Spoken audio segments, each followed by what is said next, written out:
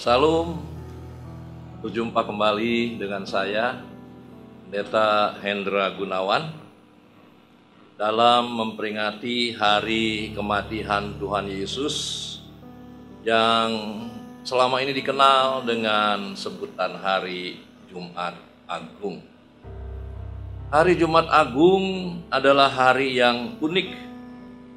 Kita sampai pada puncak penderitaan Kristus yang paling mengerikan, yakni Dia mati tergantung di kayu salib. Kematian itu menyentak nurani kita. Yesus kan bukan penjahat. Salib kan hanya untuk penjahat kelas kakap pada waktu itu. Residivis, penjahat kambuhan. Salib secara manusia kita sulit menerima kenyataan ini. Dengan alasan ini juga banyak orang yang menolak menjadi Kristen. Jumat Agung, Tuhan sudah memilih jalan penderitaan untuk menyelamatkan Anda dan saya, menyelamatkan umat manusia. Ini bukan karena Dia harus begitu, tetapi Dia memang maunya begitu. Menurut jalan yang wajar, manusialah yang seharusnya membawa korban kepada Tuhan. Namun jalan salib, Allah lah, Tuhan lah yang membawa korban bagi manusia. Menurut pikiran yang wajar, orang lainlah yang mestinya dikorbankan untuk kepentingan kita. Namun pada jalan salib, Tuhanlah yang mengorbankan dirinya sendiri untuk keselamatan orang lain. Keselamatan saya, keselamatan Anda sekalian. Menurut akal sehat, orang pasti akan memilih jalan yang singkat dan mudah, tidak panjang dan sulit. Namun jalan salib, Tuhan memilih jalan yang sulit dan cawan yang pahit. Menurut pikiran yang waras, mempertahankan hidup adalah segala-galanya. Semut sekalipun akan melawan bila diinjak. Namun jalan salib di dalam kebebasan dan kekuasaannya yang mutlak, Tuhan menyerahkan hidupnya bagi manusia. Allah telah memilih jalan penderitaan untuk menyelamatkan manusia. Kematian Yesus bukan karena Ia kepepet, bukan karena Ia terdesak, bukan karena Ia telah terjepit dan tidak mampu melawan lagi. Dalam Yohanes pasal 10 ayat 18 bagian yang A, Yesus berkata, tidak seorang pun mengambilnya daripadaku, melainkan aku memberikannya menurut kehendakku sendiri. Yesus sedang berbicara tentang Dia menyerahkan nyawanya, menyerahkan kehormatan dirinya, menyerahkan reputasinya. Memperingati Jumat Agung pada hari ini, kita memang harus merenung. Guru manakah di dunia ini yang lebih agung dari Yesus? Pribadi manakah yang lebih suci, lebih mulia dari Yesus. Cendekiawan, intelektual, manakah yang lebih pintar dari Yesus? Dokter manakah yang lebih hebat dari Yesus? Siapakah di antara predikat, sebutan, pribadi-pribadi yang saya sampaikan tadi yang pernah menyatakan kasihnya, cintanya sehebat Yesus, lebih besar dari Yesus? Jawabannya tidak ada. Yesus berkata, sesungguhnya jikalau biji gandum tidak jatuh ke dalam tanah dan mati, ia tetap satu biji saja. Tetapi jika ia mati, ia akan menghasilkan banyak buah. Yohanes 12 ayat yang ke-24. Kematian Yesus digambarkan seperti biji gandum yang jatuh ke tanah dan mati, lalu tumbuh menjadi pohon dan menghasilkan buah. Kematian Yesus telah menggerakkan hati banyak orang sepanjang sejarah dunia ini untuk menerima kasih-Nya. Mari kita lihat apa yang terjadi di kayu salib. Kita baca Lukas pasal 23 ayat 33 sampai 43. Injil Lukas pasal 23 ayat yang ke-33 sampai dengan 43 yang bunyinya demikian.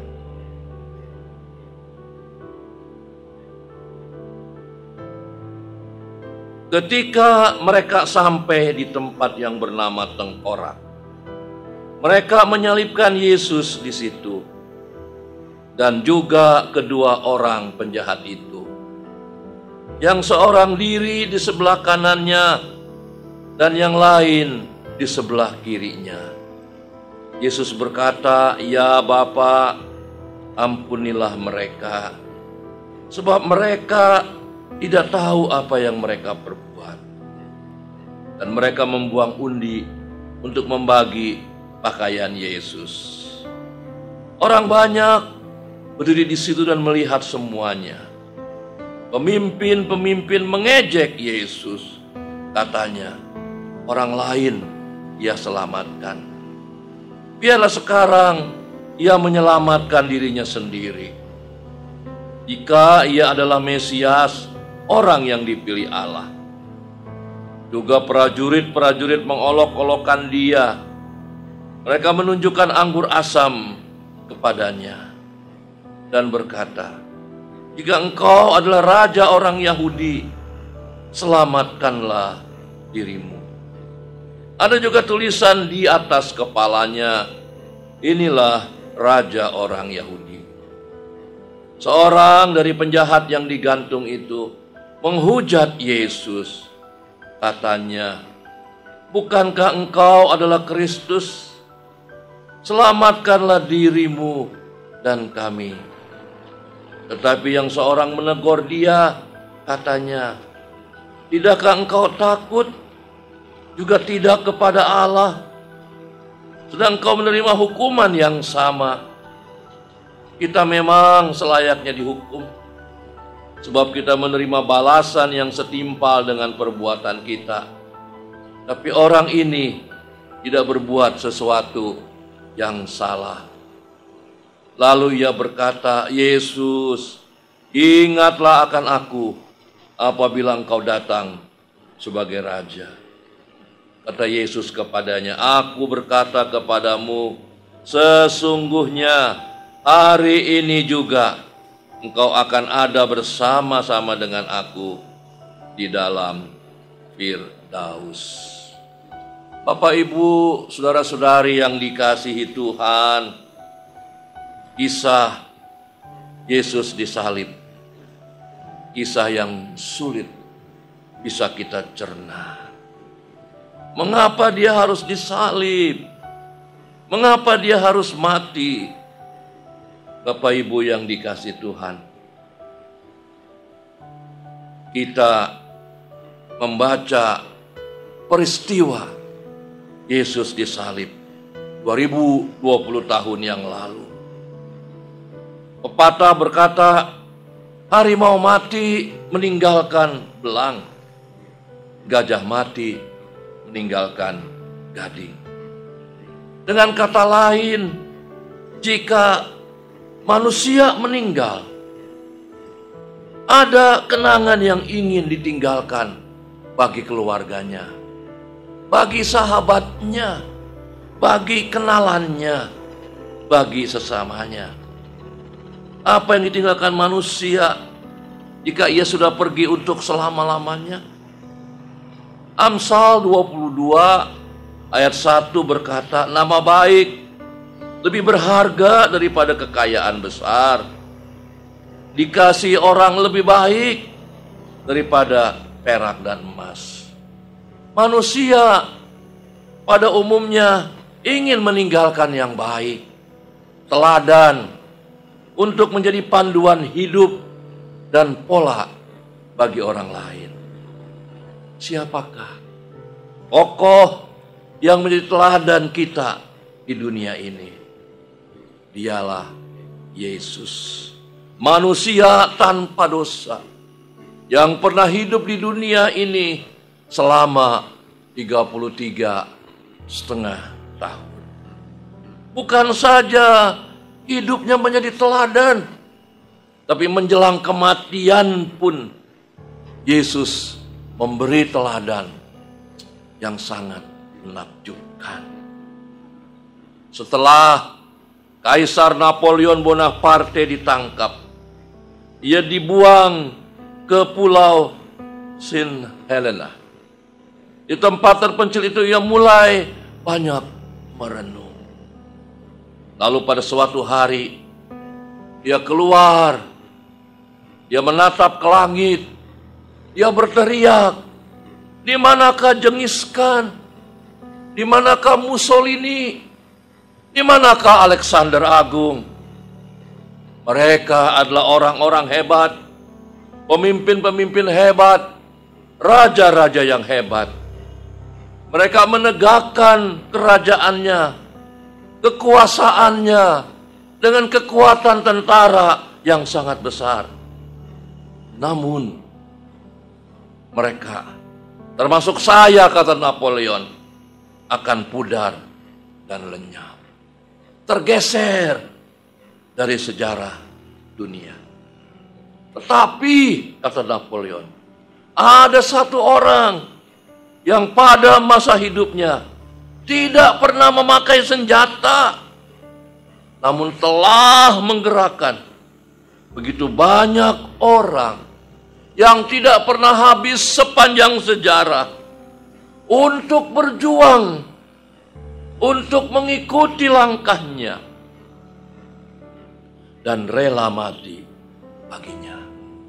Yesus, kata Napoleon Bonaparte, itulah orangnya.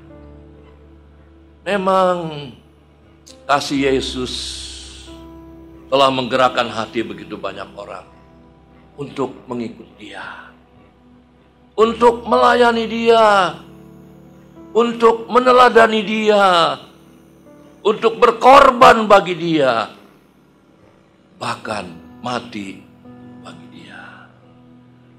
Yesus Kristus memberi teladan supaya kita mengikuti jejaknya.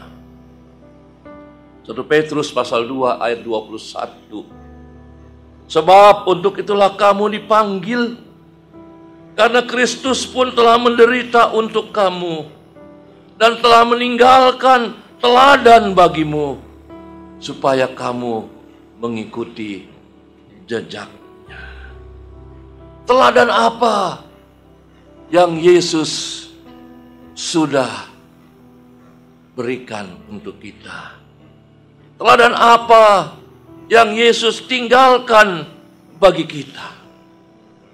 Itulah sebabnya saat ini kala kita memperingati hari Jumat Agung, hari kematian Yesus di kayu salib, saya mengambil tema pelajaran dari kayu salib. Ada teladan yang harus kita pelajari, yang harus kita renungkan, yang harus kita buat di dalam hidup kita. Yang pertama, teladan pengampunan.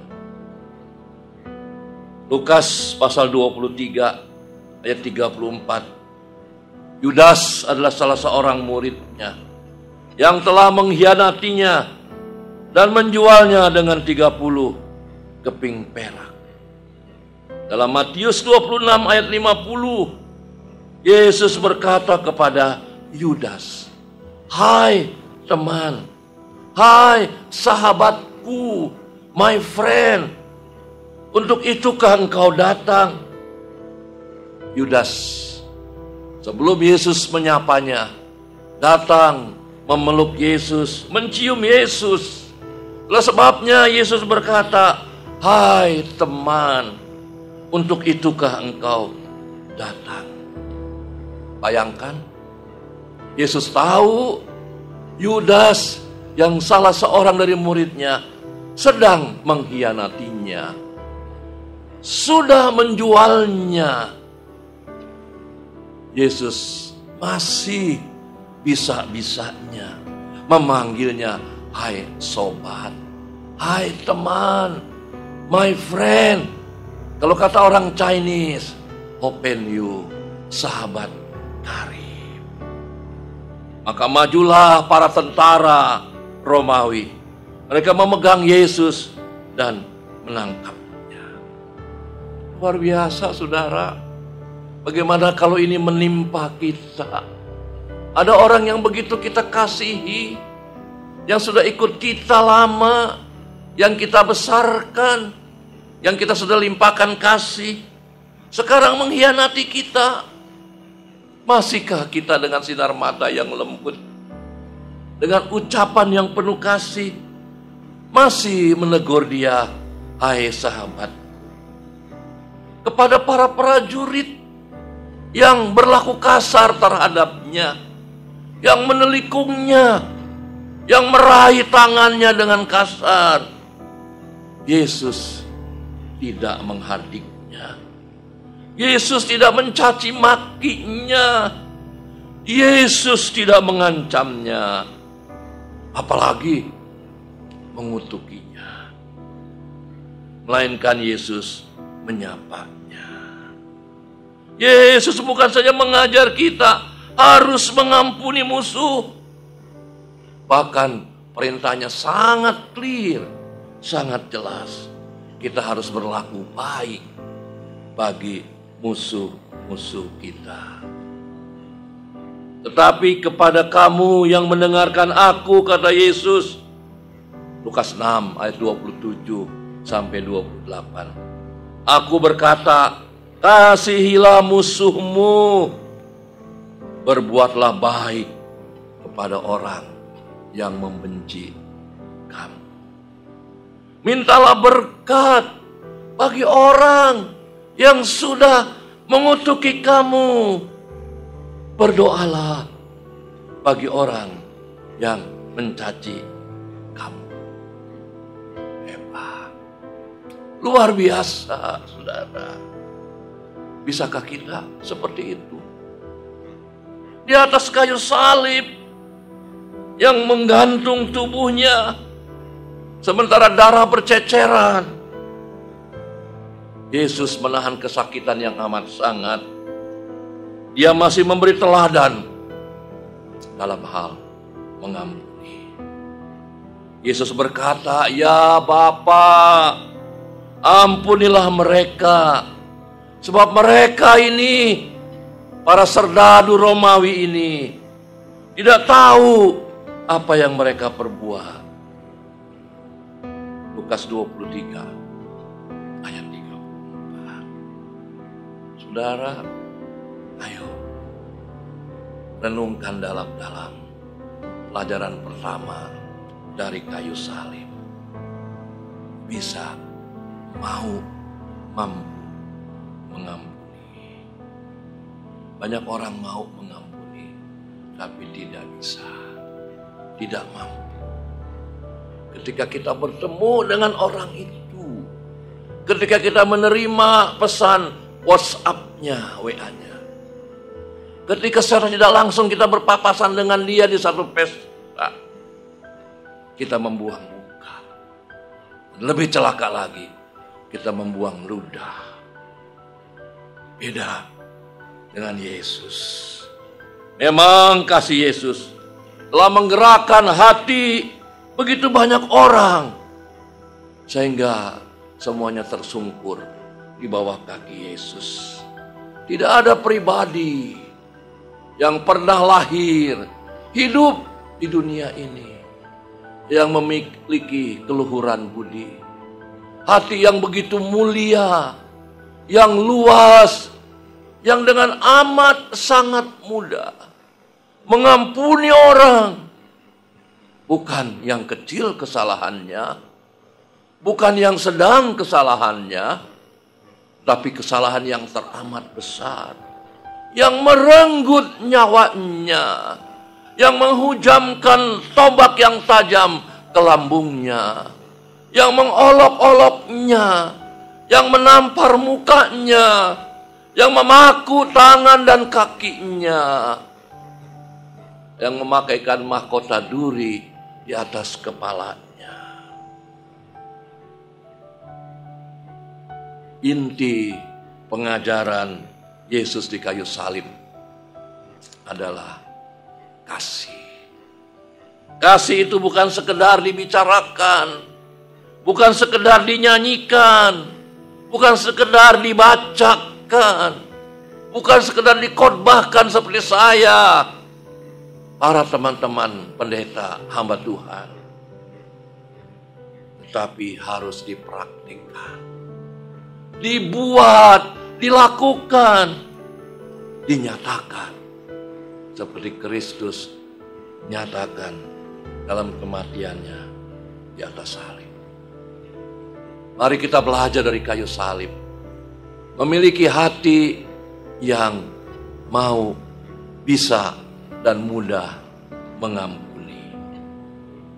Pelajaran kedua dari kayu salib, kita baca Filipi pasal 2 ayat 6 sampai dengan 8. Yang walaupun dalam rupa Allah tidak menganggap kesetaraan, ke level dengan Allah itu sebagai milik yang harus dipertahankan, melainkan telah mengosongkan dirinya sendiri dan mengambil rupa seorang hamba dan menjadi sama dengan manusia. Dan dalam keadaan sebagai manusia, Yesus telah merendahkan dirinya dan taat sampai mati, bahkan sampai mati di kayu salib.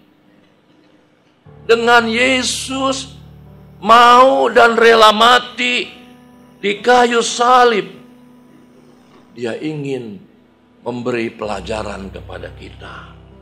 Dia ingin memberi teladan kepada kita, anak-anak yang mengasihinya. Teladan kerendahan hati yang tiada taranya. Mengapa? Kita baca, dia rela meninggalkan semua statusnya, harga dirinya, levelnya. Dia tinggalkan semua kemuliaannya sebagai Tuhan. Yohanes 17 ayat yang kelima, oleh sebab itu kata Yesus, ya Bapa, permuliakanlah aku padamu sendiri dengan kemuliaan yang kumiliki di hadiratmu sebelum dunia ada. Yesus adalah Tuhan sendiri. Dia memiliki segenap kemuliaan. Dia yang patut menerima kemuliaan. Bayangkan, dia tinggalkan itu semua. Dia rendahkan dirinya. Dia taat. Dia kosongkan. Dia berkenosis. Dia tidak lagi menganggap dirinya sebagai Tuhan. Dia rela meninggalkan kemuliaannya, kemegahannya sebagai seorang raja. Bukan raja di dunia ini, tapi raja dalam kekekalan. Sebab seorang anak telah lahir untuk kita. Seorang putra telah diberikan untuk kita. Lambang pemerintahan ada di atas bahunya. Dan namanya disebut orang penasehat ajaib, Allah yang perkasa, Bapa yang kekal, Raja damai.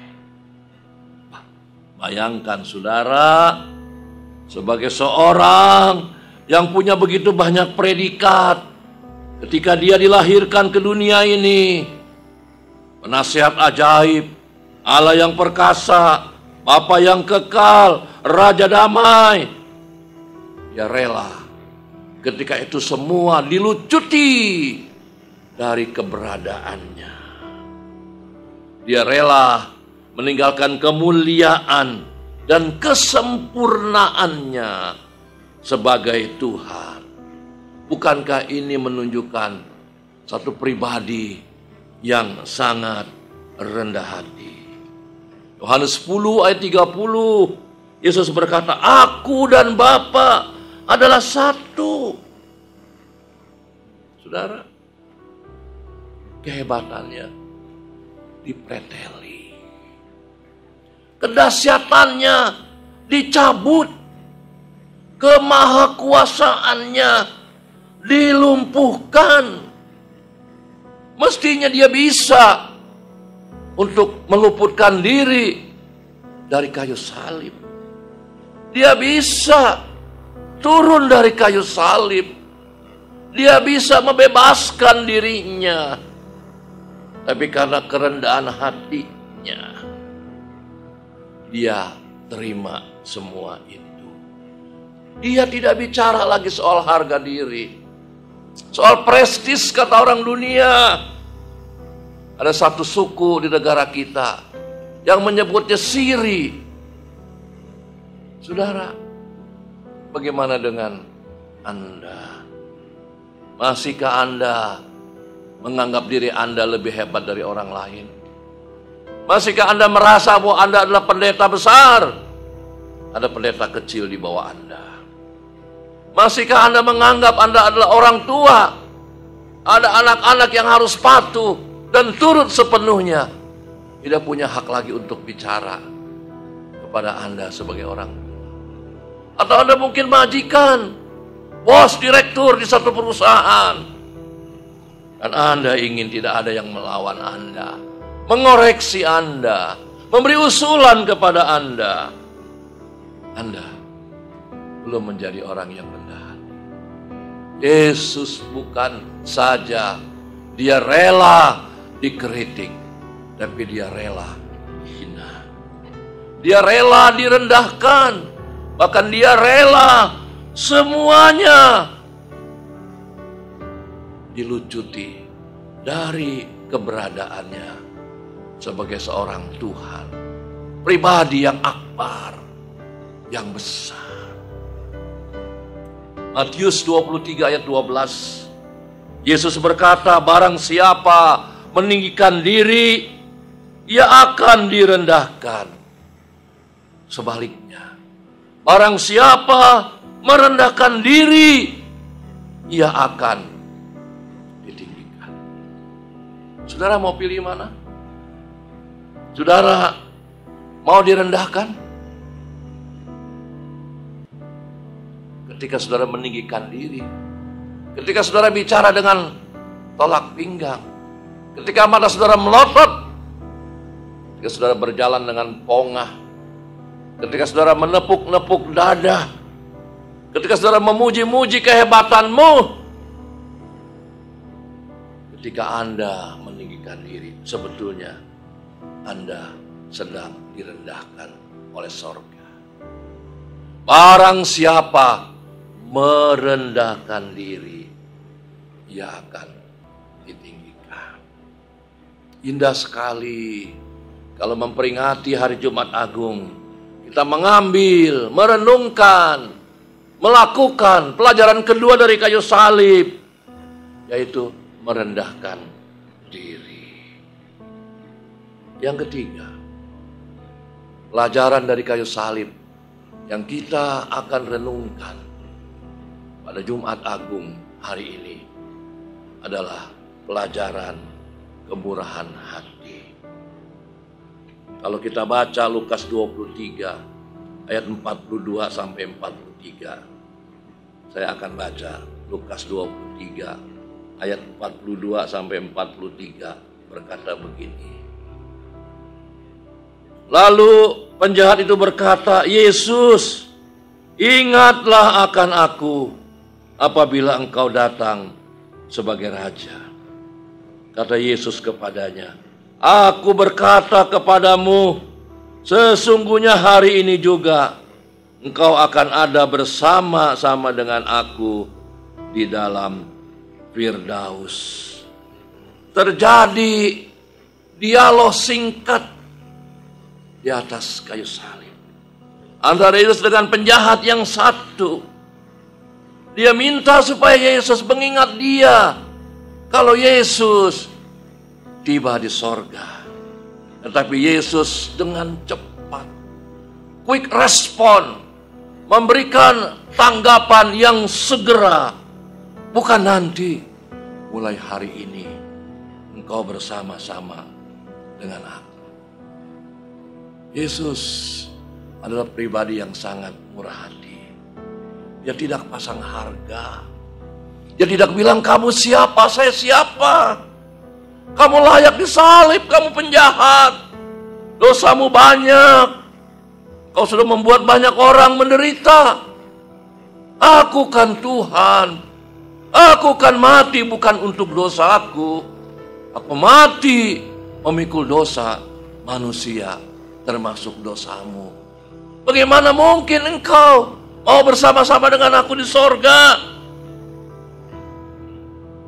Saudara, Yesus tidak berucap demikian.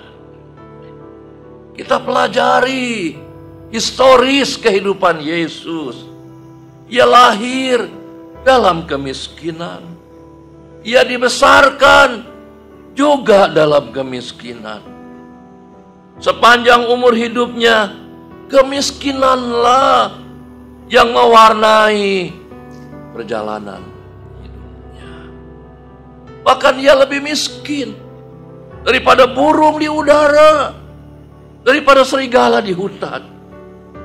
Ketika dalam Matius pasal 8 ayat yang ke-20, Yesusmu dan Yesusku, berkata serigala punya liang, burung punya sarang, tetapi anak manusia, aku tidak punya tempat untuk meletakkan kepalaku. Hidupnya menumpang dari rumah yang satu ke rumah yang lain. Ia memasuki Yerusalem dalam Minggu Palmarum, menunggang keledai yang juga bukan miliknya. Di hari terakhir menjelang kematiannya, ia makan perjamuan terakhir di loteng atas sebuah rumah yang juga bukan miliknya. Tempat mayatnya pun ketika dia mati, dibaringkan di kuburan, juga bukan miliknya. Tidak ada lagi yang tersisa dari miliknya. Tidak ada lagi yang dipunyainya. Bahkan nyawanya pun diberikannya bagi Anda, bagi saya. Mengapa semuanya itu dia lakukan? Kita harus tanya, saudara. Kalau kita mau menghayati, kalau kita mau merenungkan, kalau kita ingin mendapat apa artinya perayaan Jumat Agung buat kita pada kali ini. Mengapa itu semua dilakukannya? Yesus langsung, saya bilang, merespon permintaan penjahat di sebelahnya. Kenapa? Karena ia sangat murah. Inti pengajaran Yesus adalah kasih. Kasih bukan sekedar, saya ulangi lagi, cuma dibaca, cuma disebut, cuma dinyanyikan. Tapi buat kita, orang-orang yang dikasihi Dia, kasih itu harus kita perlihatkan, harus kita pertontonkan, harus kita tunjukkan. Bukan saja pada waktu jiwa kita aman dan nyaman, bukan saja pada waktu kita hidup dalam kecukupan. Tidak, saudara. Lihat Yesus, justru di tengah-tengah penderitaan yang amat sangat, ketika dia harus meregang nyawa dalam hitungan menit, bayangkan, dia masih bisa memberikan 3 teladan kepada kita. Teladan mengampuni, teladan rendah hati, teladan murah hati. Itulah 3 pelajaran, 3 untai mutiara yang mestinya kita ingat. Taruh di hati dan bilang kepada Yesus pada saat ini, Yesus, aku mau memperingati Jumat Agung sambil merenungkan pelajaran dari kayu salib. Aku mau belajar mengampuni. Aku mau belajar menjadi orang yang rendah hati. Aku mau belajar menjadi orang yang murah hati. Selamat memperingati Jumat Agung. Tuhan bersama saudara. Kita berdoa. Bapa di sorga, kami bersyukur. Hari ini kami mendapat pelajaran yang amat sangat berharga. Pelajaran dari kayu salib. Bukan dari pribadi yang biasa, tapi dari Allah Tuhan yang menjadi manusia. Engkau tunjukkan semuanya di kayu salib. Kami tertunduk malu. Kami memflashback hidup kami di masa-masa kemarin. Bahkan sampai tadi pagi. Kami harus berkata jujur. Kami gagal membawa terang bagi dunia ini. Kami tidak mempertontonkan Kristus yang mati di kayu salib. Itulah sebabnya ampuni dosa kami, Bapa. Basuh kami dengan darah-Mu. Kudus dan pulihkan kami, Tuhan. Supaya mulai hari ini kami layak menjadi pribadi-pribadi. Menjadi kelak mempelai Kristus. Ubah karakter kami. Ubah hati kami. Ubah pikiran kami. Supaya kami memiliki teladan seperti Yesus. Teladan yang mengampuni. Memiliki hati yang rendah hati, juga yang murah hati.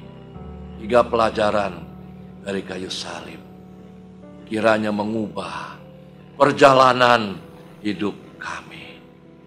Dalam nama Tuhan Yesus yang sudah mati bagi kami. Kami berdoa. Amin.